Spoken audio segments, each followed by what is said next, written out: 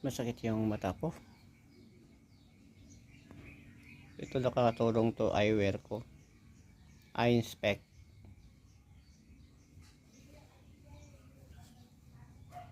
Kaya nagkaroon ako ng eye inspect kasi ito nakakatulong. Kasi ito hindi nakakakita na ito.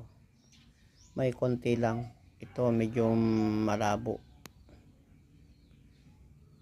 Kaya malaking tulong tong eye inspect na ginagamit ko.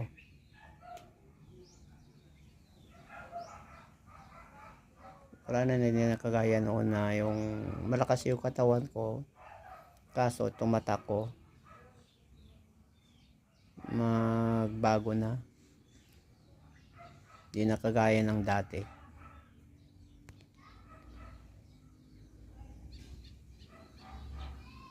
Is my life. Ewan ko kung ano,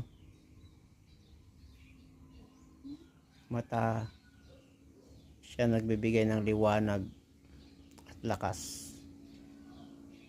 Isang tao parang daan yan. Pag wala ang daanan, di ka makakarating sa pupuntahan mo. Yung mata, pag wala kang mata, limitado yung galaw mo. Di mo nun makikita yung maganda at pangit, mga kulay. Kaya number 1 na pangalagaan natin ang mata natin, dahil ito lang ang nagbibigay saya sa mga tao. Pag ito may kompleto ka sa mata,